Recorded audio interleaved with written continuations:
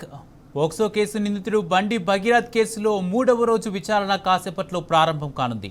పోలీసులు నిందితుని సమక్షంలో ఇప్పటికే సీన్ రీకన్స్ట్రక్షన్ పూర్తి చేశారు. డిజిటల్ ఆధారాలు మాయంపై రెండవ రోజు ఆరా తీశారు.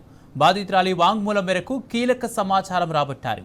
నిందితుని ఫోన్లో డేటా రికవరీ చేసిన పోలీసులు ఘటన జరిగిన రోజు నిందితుని టవర్ లొకేషన్స్ గుర్తించారు.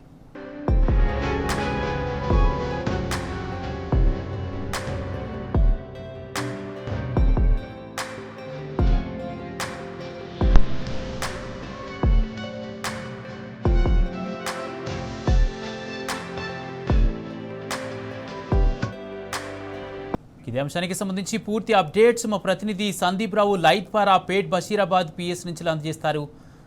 సందీప్ రావు, పోక్సో కేసు నిందితుడు బండి భగీరథ్ కేసుకు సంబంధించి మూడవ రోజు విచారణకు సంబంధించిన పూర్తి అప్డేట్స్ ఏంటి?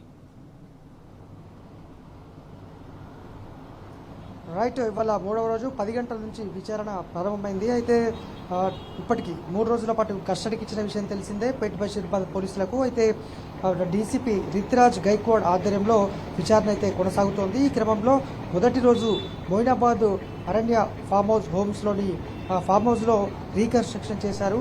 అలాగే అక్కడ ఉన్నటువంటి సీసీ ఫుటేజ్ స్వాధీనం చేసుకున్నారు. ఇక రెండవ రోజు నిన్న మొత్తం కూడా ఉదయం 10 గంటల నుంచి దాదాపు రాత్రి 8 గంటల వరకు మొబైల్ డేటాకు సంబంధించి డిజిటల్ ఆధారాలు ధ్వంసం చేశాడనేటువంటి అభియోగాలు ఉన్న నేపథ్యంలో కేవలం ఆ డిజిటల్ ఆధారాలపైనే పూర్తి స్థాయిలో విచారణ జరిపారు. కారణం, ఎవరైతే బాధితురాలు పిటిషనర్ ఉన్నారో ఆమె క్లియర్గా డాక్యుమెంట్స్ సమర్పించింది.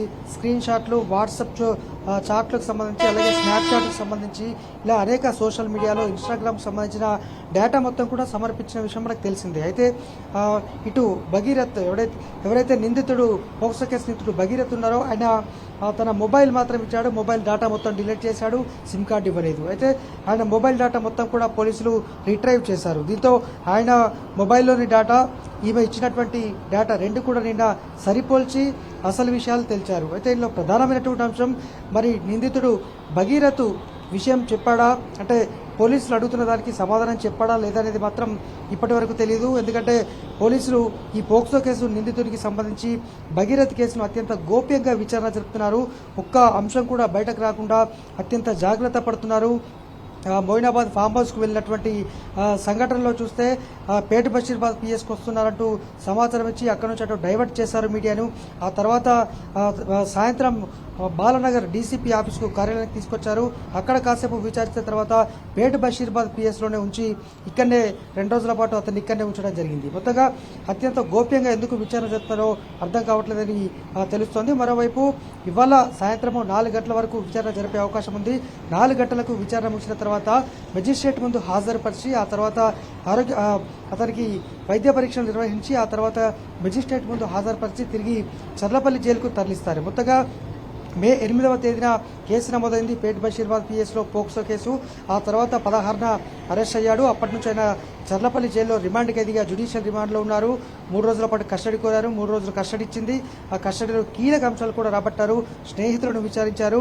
అయితే ఘటన జరిగిన సందర్భంలో నిందితుడు తాను అక్కడ లేను అనేటువంటి అంశం చెప్పడంతో పోలీసులు ఆ టవర్ లొకేషన్, ఆ రోజు నిందితుడు భగీరథ్ ఉన్నటువంటి టవర్ లొకేషన్స్ కూడా పోలీసులు తీసి సాక్ష్యాలు ముందట పెట్టడంతో ఆయన కంగుతిన్న పరిస్థితి ఉన్నట్టు మనకు అర్థమవుతోంది. ఎందుకంటే ఏదైనా కూడా టెక్నాలజీ ఇవాళ రేపు పూర్తి స్థాయిలో టెక్నాలజీని పోలీసులు వాడుతున్నారు. ఆ రోజు అదే ఫామ్ హౌస్లో ఉన్నట్టు పోలీసులు గుర్తించారు. ఆ ఫామ్ హౌస్ ఘటన తర్వాత నేరుగా ఇక్కడ కొంపల్లి నాడగ్రామ్ గూడలో ఉన్నటువంటి ఆయన సర్వీస్ అపార్ట్మెంట్కు ఆయన చేరుకోవడం జరిగింది. ఆ తర్వాత ఆయన ఫ్లాట్కు వెళ్ళాడు.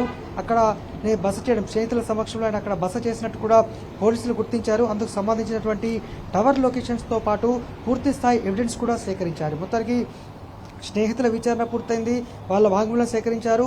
7 స్నేహితులు ఉన్నట్టు గుర్తించారు. అలాగే ఈ బాధితురాలు ఆమె వాంగ్మూలాన్ని కూడా మెజిస్ట్రేట్ సమక్షంలో వాంగ్మూలం రికార్డ్ చేయడం జరిగింది. ఇటు భగీరథ్ మాత్రం కీలక అంశాలపైన రాబట్టే ప్రయత్నం అయితే చేస్తున్నారు. 2 రోజుల విచారణలో కీలక అంశాలు కూడా రాబట్టారు. ఫామ్ హౌస్ రీకన్స్ట్రక్షన్ కావచ్చు, అక్కడ జరిగిన సంఘటనకు సంబంధించి, అలాగే నిన్న మొత్తం కూడా డిజిటల్ ఆధారాలు మాయం, సెక్షన్ బిఎన్ఎస్ భారత్ న్యాయ సంహిత సెక్షన్ 71-72 పాటు prevention of child sexual offence POCSO case కూడా నమోదైన విషయం తెలిసిందే. ఇలా అత్యంత కఠినమైన చట్టాలపైన అమలు చేశారు. మహిళలను వేధించడము, మహిళల గౌరవానికి భంగం కలిగించడము, మహిళల పట్ల తీవ్రమైన నేరానికి పాల్పడడం, ఇలా అనేక చట్టాలు కూడా విధించిన నేపథ్యంలో దీనికి కనీసం 20 సంవత్సరాల జైలు శిక్ష పడుతుందని మనకు న్యాయవర్గాలు అయితే తెలుపుతున్నాయి. మొత్తానికి 3వ రోజు ఇవాళ విచారణ కూడా అత్యంత కీలకం కాబోతోంది. భగీరథకు సంబంధించి ఇంకా ఏమేమి కావాలనేటువంటి దానిపైన ఇవాళ ఇటు ఫామ్ హౌస్ రీకన్స్ట్రక్షన్ కావచ్చు, అక్కడ జరిగిన ఘటన, తర్వాత డిజిటల్ ఆధారాలకు సంబంధించి కూడా ఇవాళ అదే డిజిటల్ ఆధారాలే కీలకం కానున్నాయి. ఎందుకంటే బాధితురాలు ఎవరైతే ఫిర్యాదుదారులు ఉన్నారో ఆమె పూర్తి స్థాయి డేటా కూడా పోలీసులకు సమర్పించింది. అయితే నిందితుడు మాత్రము ఎటువంటి అంశాలు కూడా తనకు తెలియదు, తనకు సంబంధం లేదనే విధంగా చెప్పడంతో అన్ని ఆధారాల ముందుంచి ఆయనను విచారిస్తున్నారు. మరి చూడాలి నిందితుడు సమాధానాలు చెప్తున్నాడా. ఒకవేళ ఆయన పోలీసులు అడిగేటువంటి ప్రశ్నలకు సమాధానం చెప్పని పక్షంలో మళ్ళీ తిరిగి కస్టడీ కోరే అవకాశం కూడా ఉంది. మళ్ళీ పోలీసులు పిటిషన్ దాఖలు చేయాల్సి ఉంటుంది కస్టడీ కోరుతూ. ఒకవేళ ఇప్పుడు సరైన సమాధానం రాలేదు, కేసుకు సంబంధించి బలమైన ఆధారం రాని పక్షంలో మరొకసారి కూడా కస్టడీ పిటిషన్ దాఖలు చేసే అవకాశం ఉంటుంది. Kumar, right, thank you Sandeep.